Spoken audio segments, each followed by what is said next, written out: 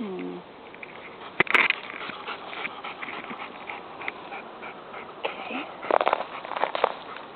Hello. This is Cynthia Sue Larson with RealityShifters.com, and today I'm here to talk to you about plants or pets too. And you can see we love our dogs, we love our cats, because we think of them as being very much like ourselves. They've got faces and they've got personality. And they can come with us when we go on walks, and they can be outside with us. But sometimes it's important to realize that we can have just as close a relationship with the plants in our life as well. That's not just house plants, although you can have a very special relationship, such as one I've had with a ficus tree that I got back in 1984 when a coworker of mine rescued it from someone who was not taking care of it. It just had a few leaves left, and it was pretty scrawny. It reminded me a little bit of the Charlie Brown Christmas tree, if you've ever seen that. So I took that little teeny tiny tree and took care of it for the last couple of decades. It's really thriving now. I've repotted it lots of times, and that is just as much a pet for me as this beautiful dog right now.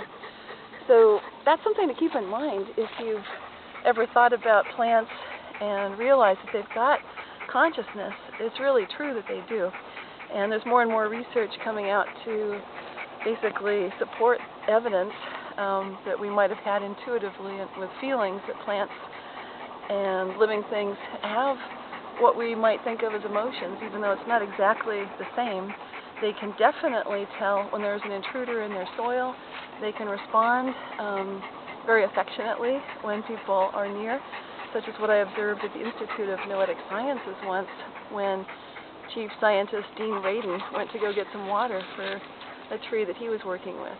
And I was watching and observing the little device that was hooked up to that tree, and it got very animated when Dean hadn't even quite arrived yet, but he'd gotten the water and he was coming back. And it was a wonderful thing to see and feel the warmth of that plant and the feelings it had for Dean when he very gently stroked its leaves. And I write about this in my book, Aura Advantage.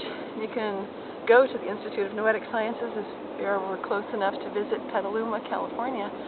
And then in Damenhur, Italy, they're doing wonderful research with the music of the plants, which I was fortunate enough to witness at a conference for science and consciousness when Stephen Halpern hooked up his keyboards to some plants, and I got to hear firsthand how it sounds when plants compose music.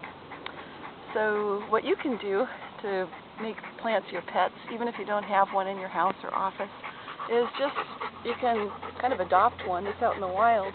Go and visit it. Plants really respond wonderfully to love and affection, just like our furry friends do. And it can really positively transform your life. So until next time, this is Cynthia Sue Larson with RealityShifters.com. Keep on asking, how good can it get?